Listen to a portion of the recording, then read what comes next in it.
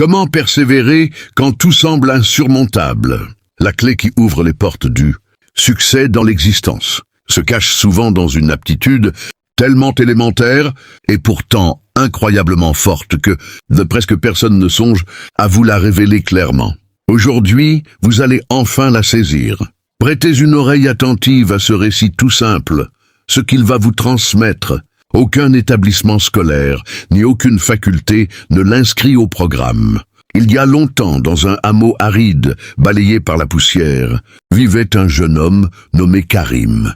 Il partageait avec sa mère, Madame Aïcha, une demeure d'une extrême modestie. La bâtisse, usée par le temps, laissait passer les courants d'air glacé à travers les lézardes des murs en banco.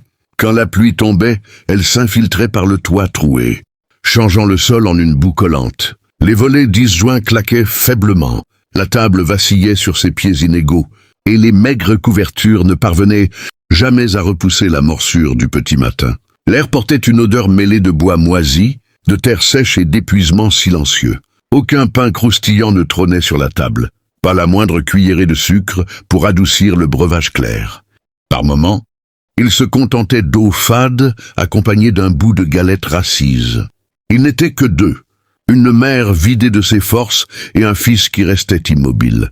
Madame Aïcha se levait bien avant l'apparition du jour. Elle grattait quelques brindilles sèches pour allumer un maigre feu, faisait chauffer l'eau dans une vieille marmite noircie par la suie, et murmurait une prière discrète afin de ne pas troubler le sommeil de son garçon.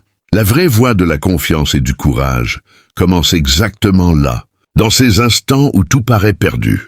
Chaque jour qui passait, Madame Aïcha s'épuisait un peu plus. Au commencement, ce n'était qu'un léger toussottement discret. Puis vint une toux profonde, rauque, interminable, qui la cassait en deux à chaque quinte. Ses épaules brûlaient, ses mollets semblaient chargés de plomb. Malgré cette fatigue qui la rongeait, elle continuait d'accepter des lessives chez les voisins, frottait les sols des autres, marchait jusqu'au puits avec le seau sur la tête, le remplissait, le ramenait, recommençait. Quand son regard croisait celui de Karim, elle esquissait un sourire fragile et murmurait « Tout va bien, mon fils », alors que son corps criait le contraire. Karim, lui, laissait les heures s'écouler sans rien faire. Ce n'était pas un mauvais garçon au fond de lui. Simplement, l'effort lui faisait peur. Il passait ses matinées allongées, les yeux fixés sur les solives noircies du toit, imaginant une vie différente. Des sandales neuves qui ne laisseraient plus entrer la poussière. Un plat de viande juteuse qui grésille sur le feu, des murs solides, en parpaing qui tiendraient debout face aux pluies. Il rêvait fort, très fort, mais n'esquissait jamais le moindre geste pour transformer ses rêves en réalité. Quand sa mère lui demandait d'aller chercher un peu d'eau, il répondait « Attends, le soleil tape trop fort en ce moment. » Quand elle réclamait quelques branches pour le feu, il soupirait « Mon dos me fait trop mal aujourd'hui. » Quand elle le priait de nettoyer la petite cour, il promettait « Je le ferai tout à l'heure. » Et cet « tout à l'heure » restait éternellement suspendu, jamais arrivé. La confiance véritable et le courage authentique naissent, précisément dans ces moments où l'on choisit d'agir malgré la lourdeur du corps et l'appel du confort. La paresse s'était insinuée en lui comme une plante envahissante, enracinée profondément, étouffant peu à peu toute velléité d'action. Un après-midi, le soleil cognait sans pitié, transformant l'air en fournaise. Madame Aïcha lavait du linge dans un vieux bassin rouillé, posé à même le sol au bout de la cour. Ses gestes étaient lents, presque mécaniques. Brusquement, son corps vacilla. Ses genoux cédèrent d'un coup. Elle s'effondra sans un bruit, face contre terre. Le récipient bascula, répandant l'eau mousseuse qui s'infiltra, aussitôt dans la poussière craquelée, et disparut comme avalé par le sol assoiffé. Karim perçut le bruit mat de la chute. Il bondit dehors. Là, il la vit. Sa mère étendue, immobile, le visage blême collé à la terre rouge. « Maman !» hurla-t-il, la gorge serrée par une angoisse brutale. Il la souleva tant bien que mal dans ses bras tremblants. Elle entr'ouvrit les paupières, épuisée. Sa voix fragile et lointaine murmura « La vie ne nourrit pas ceux qui attendent assis, mon garçon. Ne compte pas sur un miracle tombé du ciel. » Elle ne partit pas ce jour-là, mais resta brisée, sans force. Karim la porta jusqu'au lit de fortune, humecta ses lèvres sèches avec un chiffon mouillé, remonta la mince couverture sur son corps amaigri. Cette nuit-là, le sommeil le fuya complètement.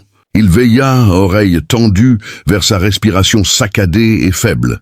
Les yeux rivés aux poutres sombres du plafond, il sentit monter en lui une sensation inconnue, la honte, et avec elle, une peur immense, froide, qui lui glaçait les os jusqu'à la moelle. C'est souvent dans ces instants où l'on touche le fond que naît le vrai courage. Celui qui refuse de rester immobile face à la douleur des autres. La confiance en soi commence quand on décide enfin que demain ne ressemblera plus à hier. Il comprit soudain, avec une clarté douloureuse, que sans elle, il serait perdu. Incapable de subvenir à ses propres besoins, incapable même de survivre. Au lever du jour, les paupières gonflées et rougies par les larmes retenues, il murmura pour lui-même « Il faut que je change, il faut que j'agisse ». Il se passa de l'eau froide sur le visage pour chasser la fatigue, puis franchit le seuil de la maison. Il se dirigea vers les champs, où les hommes étaient déjà au labeur, maniant la houe sous un ciel encore pâle. D'une voix basse mais déterminée, il lança « Je cherche du travail, je peux creuser ». On lui tendit une vieille houe aux manches usées.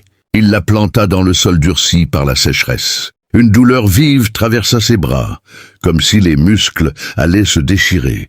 Il insista, frappa encore. L'outil semblait peser une tonne. Un ouvrier éclata de rire. Un autre secoua la tête. « Rentre chez toi, petit.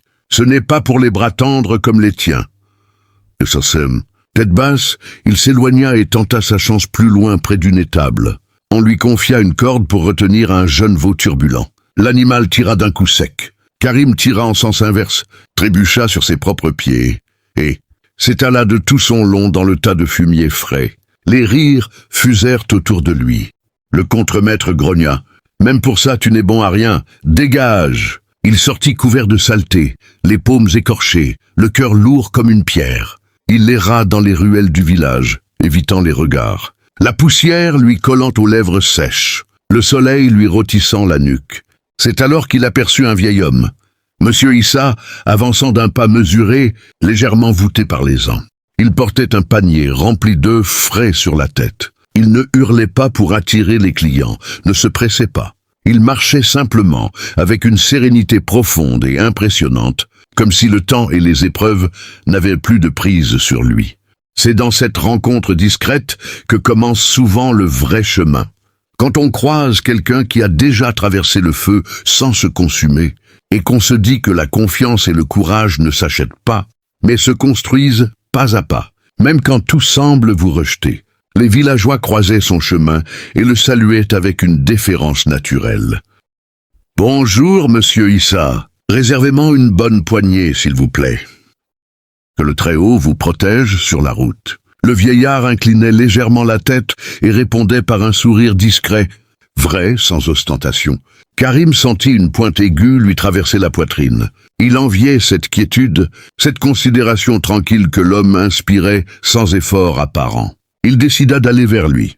Pour masquer son appréhension, il bomba le torse et lança d'une voix rauque, presque agressive. « Apprenez-moi. » Monsieur Issa leva vers lui un regard clair, paisible, qui traversait les apparences. Il observa le menton relevé, l'impatience dans les épaules, l'orgueil mal dissimulé. Sans élever la voix, sans trace d'irritation, il répondit simplement « Si tu n'es pas disposé à vraiment entendre, repars d'où tu viens.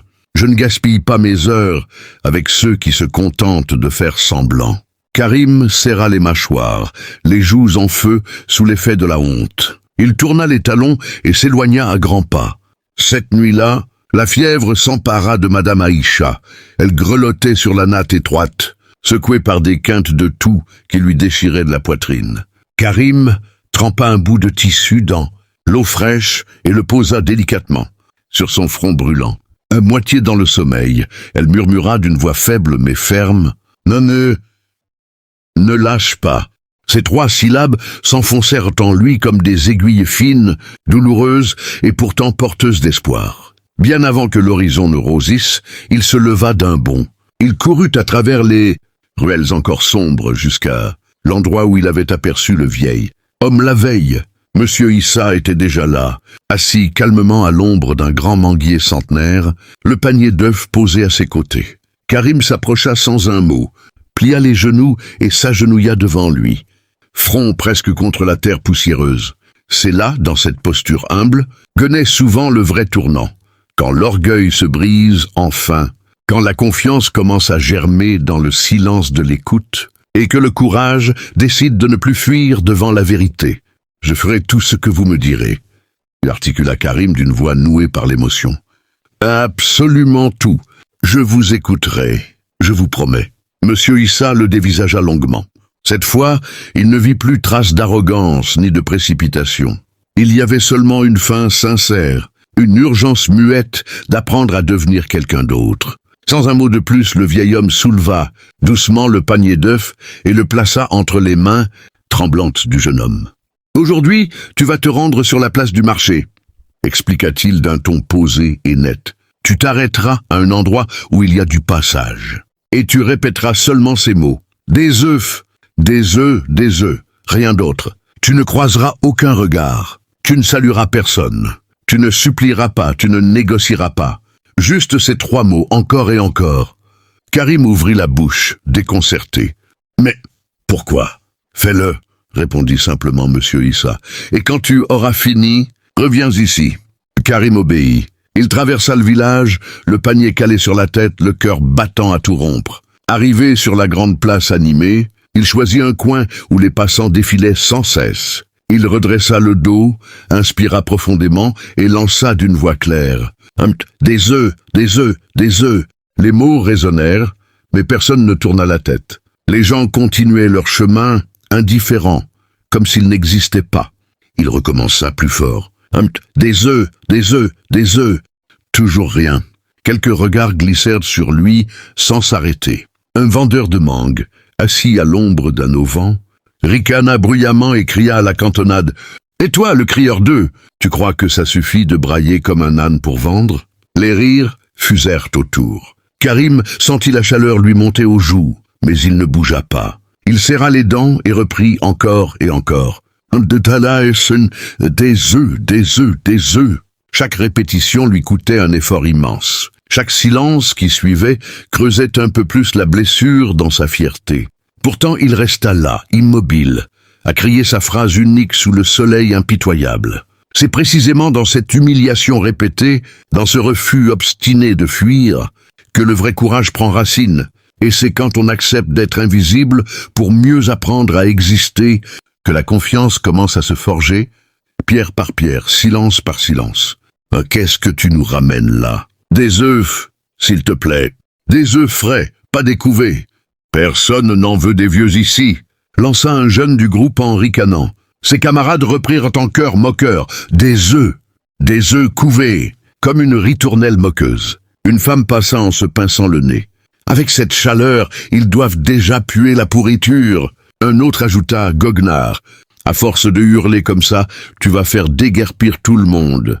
Tire-toi. Karim sentit une vague de feu lui monter au visage. Par pur orgueil piqué au vif, il continua encore un moment, la voix de plus en plus basse. Des œufs. Des œufs. Mais les passants filaient sans un regard, sans un geste. Pas un seul œuf ne quitta le panier.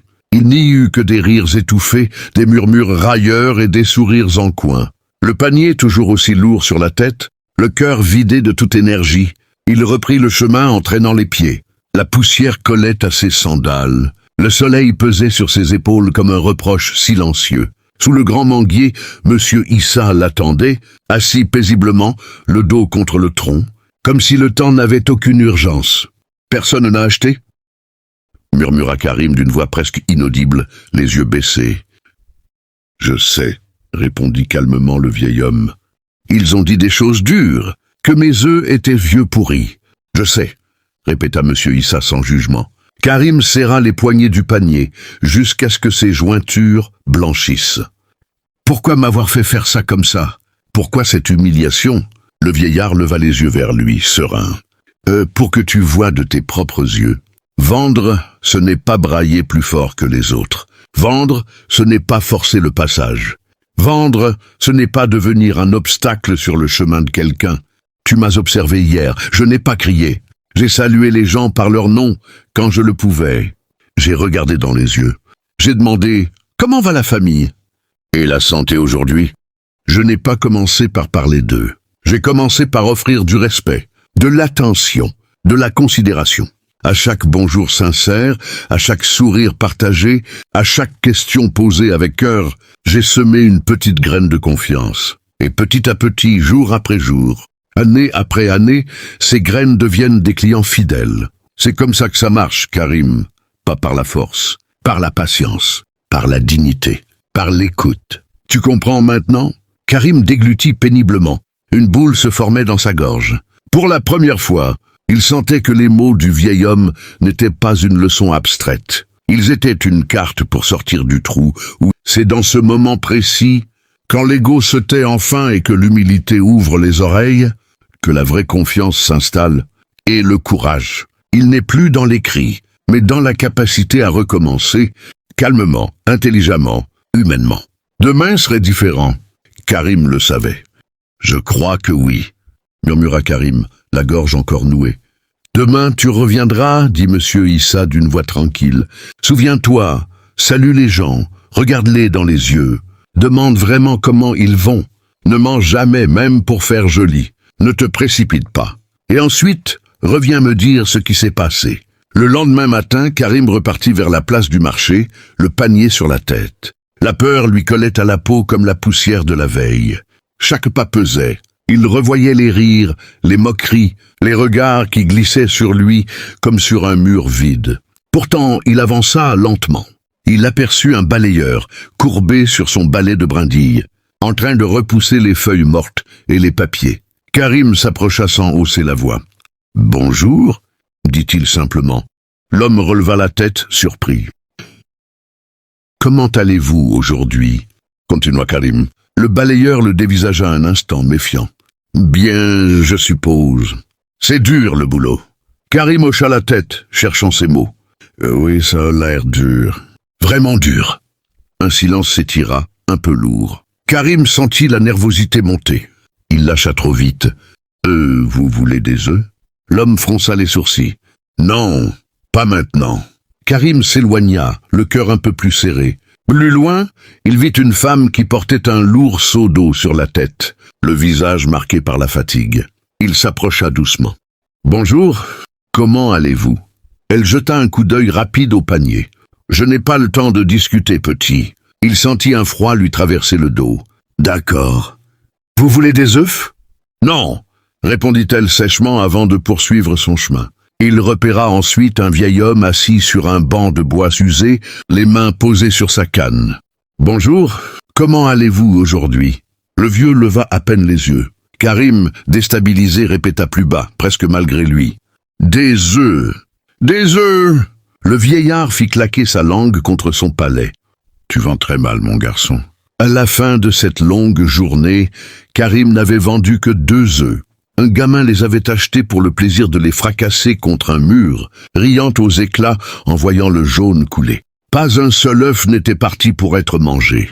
Quand il revint sous le grand manguier, le panier presque aussi lourd qu'au matin, il avait les yeux brillants de larmes contenues. Il s'arrêta devant Monsieur Issa, incapable de parler tout de suite. Le vieil homme ne dit rien sur l'échec. Il attendit simplement, patient, comme s'il savait que les leçons les plus profondes naissent souvent dans la défaite. C'est là, au creux de cette humiliation douce amère, que le vrai courage commence à se solidifier, non pas dans les victoires rapides, mais dans la décision de revenir le lendemain, malgré tout. Et la confiance, elle grandit quand on accepte que chaque non, chaque silence, chaque regard détourné n'est pas la fin, mais une étape sur un chemin très long, mais qui mène quelque part.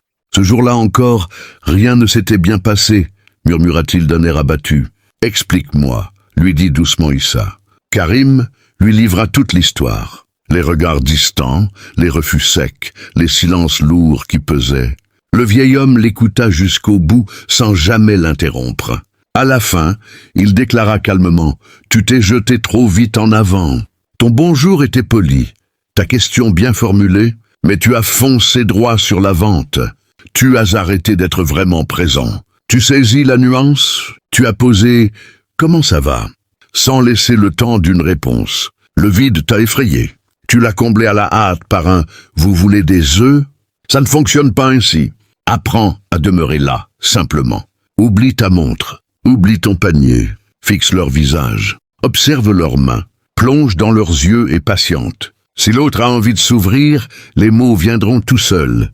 Sinon, tant pis, n'impose rien. La confiance ressemble à une flamme fragile. Un souffle trop puissant l'éteint d'un coup. Entretenue avec douceur et constance, elle grandit peu à peu. Demain, retournez, reprends tout depuis le début, avec sérénité, avec une considération authentique, et viens ensuite me raconter. Karim regagna sa maison. Sa mère, Madame Aïcha, respirait un peu plus librement, quoique toujours très affaiblie. Il redressa délicatement son coussin, lui offrit un peu d'eau à petites gorgées, lui parla avec beaucoup de douceur. « Demain, je repartirai. Je retenterai ma chance. » Elle posa sur lui un regard empli d'affection. Aucun mot ne fut nécessaire. Au troisième lever du jour, Karim se leva bien avant le chant du coq. Il se rafraîchit le visage à l'eau glacée, plaça chaque œuf dans le panier avec une précaution infinie, comme s'il manipulait de minuscules êtres vivants et vulnérables. Il avança d'un pas mesuré. Sur la place, il aperçut le même balayeur. Au lieu de se précipiter, il s'immobilisa à bonne distance, respectueux. « Bonjour » lança-t-il posément. « Comment vous sentez-vous ce matin ?» L'homme releva la tête, entr'ouvrit les lèvres comme pour répondre, mais aucun son n'en sortit. Il reprit son balai et continua son geste régulier presque mécanique. Karim demeura immobile, serein, sans chercher à forcer la conversation ni à pousser vers l'achat. Il observa simplement le labeur de l'homme, les mains crevassées par le froid et le travail, le dos courbé sous le poids invisible des jours répétés. On dirait que c'est pénible, murmura-t-il avec douceur. Votre dos doit vous tirailler sans arrêt. Le balayeur suspendit son mouvement un instant. Oui, répondit-il d'une voix rauque. Ça tire, ça brûle même parfois, et comme si ces quelques mots avaient ouvert une petite écluse, il se mit à parler. Il évoqua la poussière qui s'infiltre partout et ne s'arrête jamais, la sécheresse qui dure depuis des mois, le maigre salaire qui fond avant la fin du mois. Karim resta là, attentif, sans couper la parole une seule fois. Il laissait les phrases venir à leur rythme, comme on laisse couler une source qu'on ne veut pas assécher. Quand le balayeur se tut enfin, il expira longuement, presque soulagé. « Merci de m'avoir écouté. » dit Lucas simplement. « Si jamais ça vous dit, j'ai des œufs tout frais ce matin. » Pour la première fois, l'homme le regarda vraiment, pas comme un vendeur de passage, mais comme quelqu'un qui existait. « Donne-moi 6, » dit-il en tendant une main calleuse. Karim poursuivit sa route, le panier un peu plus léger. Plus loin, il aperçut une femme appuyée contre le chambranle de sa porte, le visage marqué par la fatigue et l'insomnie. Il ne prononça pas le mot « œuf ». « Bonjour », dit-il calmement. « Comment vous sentez-vous aujourd'hui ?» Elle mit plusieurs secondes avant de répondre, les yeux perdus quelque part au loin. « Pas bien », et finit-elle par murmurer. « Je n'ai pas fermé l'œil de la nuit. Je suis vraiment navré », me répondit Karim avec sincérité. Puis il se tut. Le silence s'installa, mais il ne le rompit pas. La femme baissa les yeux, hésita, puis les mots sortirent, lents, entrecoupés de pauses. Elle parla de son mari alité depuis des semaines, de la crainte qui monte dès que la nuit tombe, de la solitude qui pèse plus lourd que tout. Elle parlait comme on dépose un fardeau trop longtemps porté. Karim écouta, sans hâte, sans jugement, sans chercher à vendre quoi que ce soit. Il était simplement là, présent, et c'était déjà beaucoup. Karim écouta avec une attention totale, sans jamais presser ni interrompre. Quand la femme eut terminé, elle murmura, les yeux humides. « Merci de m'avoir laissé parler, jeune homme. Personne ne me pose jamais la question. Si jamais ça peut vous aider, » répondit Karim d'une voix douce et sans prétention. « J'ai des œufs tout frais. » Elle tendit la main et en prit 4. « Pour une petite soupe ce soir, » dit-elle, « et pour avoir de quoi demain au réveil. » Plus loin, sur un vieux banc de pierre usé par le temps, il aperçut le vieillard assis, le regard perdu vers le sol. Karim s'approcha sans hâte. « Bonjour, » dit-il calmement. « Comment vous portez-vous aujourd'hui ?» Le vieil homme resta un instant silencieux, puis répondit d'une voix presque inaudible. « Aujourd'hui, je me souviens de quelqu'un qui n'est plus là. » Karim ne bondit pas sur l'occasion. Il ne mentionna rien de ses œufs. Au lieu de cela, il s'assit doucement à l'extrémité du banc, laissant un large espace entre eux, respectant l'intimité de l'autre. Le vieillard, encouragé par ce silence accueillant, se mit à parler à mi-voix. Il raconta une bribe de passé, un rire partagé autrefois, une main qui serrait la sienne, puis l'absence qui avait tout emporté. Quand il eut fini, il tourna lentement la tête vers le panier. « Adam, donne-moi ceux que tu juges les meilleurs. » Dit-il simplement. Karim ouvrit le panier et choisit 6 œufs avec une infinie précaution, comme s'il offrait des trésors fragiles. Le vieil homme esquissa un sourire discret, presque timide, le premier que Karim voyait sur son visage. Ce jour-là ne fut pas une explosion de succès. Le panier ne se vida pas entièrement. Il rentra avec plusieurs douzaines de moins, mais surtout avec autre chose. Aucune insulte n'avait été lancée. Aucun rire moqueur n'avait fusé. Il y eut des noms, bien sûr, des portes qui restaient fermées. Mais il y eut aussi des regards qui s'attardaient, des mots sincères échangés, des mains qui prenaient les œufs avec reconnaissance et douceur. En revenant vers l'arbre où il avait l'habitude de s'asseoir, Issa l'attendait, assis sur la souche familière, les mains posées sur ses genoux. Il leva les yeux vers Karim et sans un mot, un léger sourire éclaira son visage ridé, un sourire qui disait tout. « Tu commences à comprendre. Raconte-moi » dit Issa d'une voix tranquille. Karim se mit à parler. À mesure que les mots sortaient, une lueur nouvelle apparut dans son regard, une lueur de compréhension, de fierté discrète. Issa hocha lentement la tête. « Là, oui !» murmura-t-il. « Là, tu as saisi. Vendre, ce n'est pas pousser un produit. Vendre, c'est accueillir l'autre. C'est plonger dans ses yeux sans détourner le regard. C'est retenir un prénom, une histoire. C'est rester vrai, toujours. Les gens n'achètent pas des œufs, mon garçon. Les gens achètent la confiance qu'on leur offre. » Les jours suivants s'enchaînèrent, certains lumineux, d'autres lourds. Il y eut cet après-midi où le ciel s'effondra en trombe d'eau. La place se vida d'un coup. Personne ne franchit plus une porte. Karim se réfugia sous l'auvent étroit d'une boutique close, le corps secoué de frissons. Le froid s'infiltrait partout. Le panier pesait contre sa hanche comme un reproche. « Je suis faible !» se dit-il en serrant les dents. « Je n'y arriverai jamais. Je devrais rentrer, abandonner tout ça. » Mais la voix de sa mère résonna en lui, fragile mais ferme. « Ne lâche pas, mon fils. » Puis celle d'Issa, grave et patiente. « Écoute. » Alors il resta.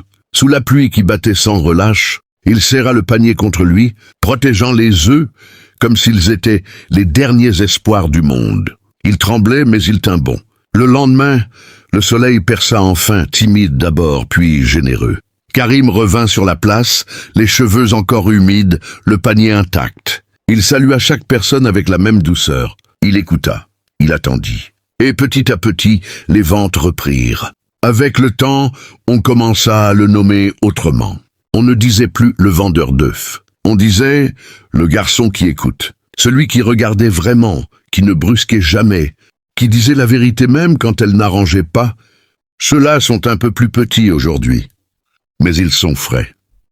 Les refus devenaient rares, les portes s'entrouvraient plus facilement. Les sourires duraient un peu plus longtemps. Et dans chaque échange, même le plus bref, il y avait désormais cette petite flamme, fragile mais vivante, qu'il avait appris à ne jamais souffler trop fort. Lucas rentrait le soir, le panier moins lourd, le cœur plus solide. Madame Aïcha, depuis son lit, voyait bien le changement. Elle ne disait rien. Un simple regard suffisait. Et ce regard disait « Tu grandis, tu apprends, tu vends bien plus que des œufs. Tu vends de l'humain. » Si un œuf présentait la moindre fissure, Karim le mettait soigneusement de côté. S'il manquait de monnaie à quelqu'un, il s'excusait avec simplicité et promettait « Je repasserai demain, gardez-moi votre confiance. » Et il revenait, toujours à l'heure dite. Il conquit les cœurs un à un, non par la force des mots ou la hâte des affaires, mais par un bonjour posé, un « Comment vous sentez-vous vraiment aujourd'hui ?» Un merci sincère quand on lui offrait un bout d'histoire, et surtout par ces silences patients qui laissaient l'autre exister pleinement. Madame Aïcha commença à reprendre un peu de force. Certains midis, elle avalait quelques cuillerées de plus sans grimacer. Certains soirs, avec son aide, elle parvenait à s'asseoir au bord du lit, le dos calé contre des coussins. Un crépuscule, elle posa longuement son regard sur lui. « Je suis fière de toi, mon fils. » et murmura-t-elle d'une voix douce comme une caresse.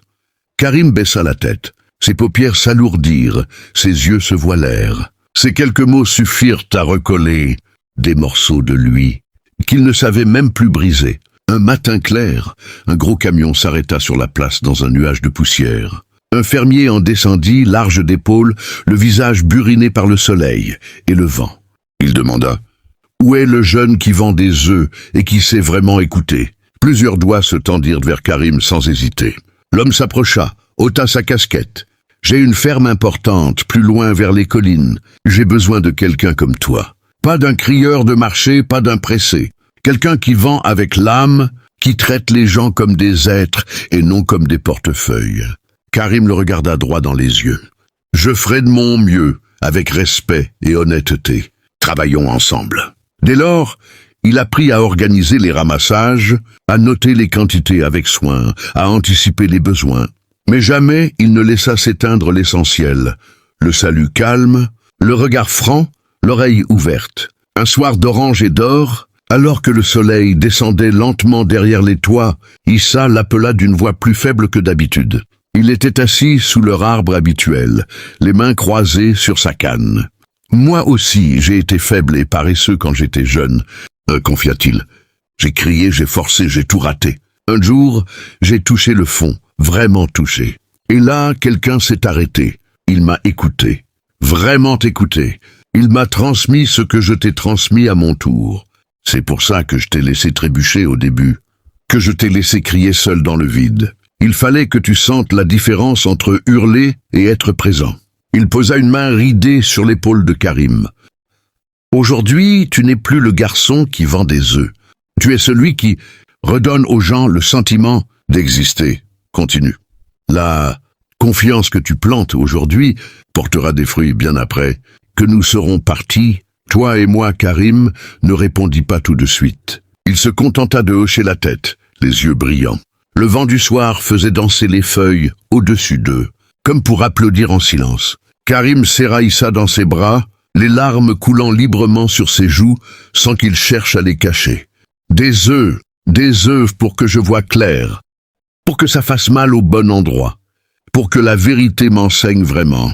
Merci, merci du fond du cœur, Issa. Le vieil homme tapota doucement le dos du garçon.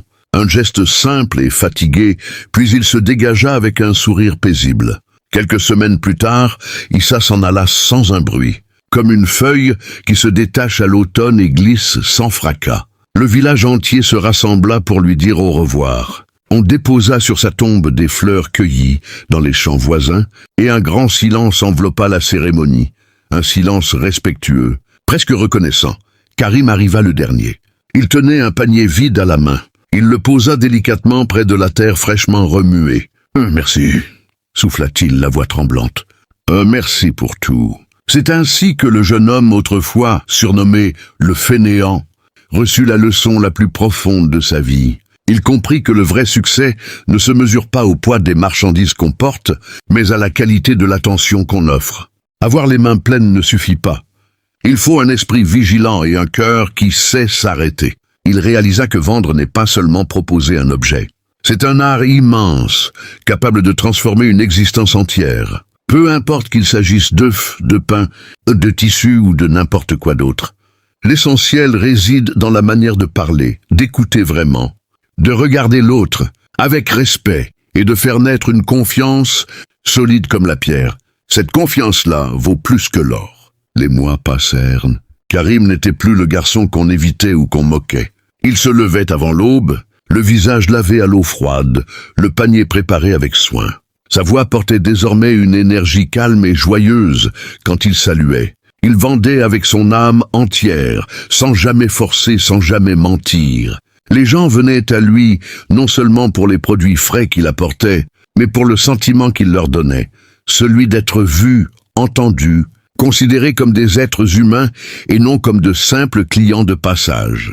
Et vous qui avez suivi cette histoire jusqu'ici, retenez ceci. La vie ne récompense pas seulement ceux qui ont quelque chose à vendre. Elle récompense ceux qui savent donner de la présence, de l'écoute, de la vérité. Cultivez cela, et vous ne vendrez jamais seulement des choses, vous vendrez du lien, de la dignité, de l'espoir. Et ça, c'est ce qui change vraiment le monde. Un panier à la fois, un regard à la fois, un silence respectueux à la fois. Vendre est bien plus qu'une simple transaction. C'est une compétence profonde, presque sacrée. Peu importe la taille de ce que vous proposez, un œuf du matin, un service discret, une idée fragile ou un projet ambitieux. L'acte de vendre vous oblige à vous ouvrir. Il vous force à créer un vrai lien, à offrir de la valeur authentique, à dépasser la peur du rejet et la honte qui murmure « tu n'es pas assez ». Vendre, c'est oser parler avec son âme, sans masque, sans artifice. Si vous rêvez de transformer votre existence, commencez par ce premier pas, même minuscule. Acceptez que ça fasse mal au début. Acceptez les silences gênants, les portes fermées, les non qui piquent. Persévérez quand le découragement vous tire en arrière. Chaque refus est un professeur sévère, mais juste. Chaque écoute offerte est une graine plantée. Et surtout, rappelez-vous cette parole qui traverse les siècles et qui donne sens à tout effort. Tout ce que vous faites, faites-le de bon cœur, comme pour le Seigneur et non pour des hommes. Colossians 3:23.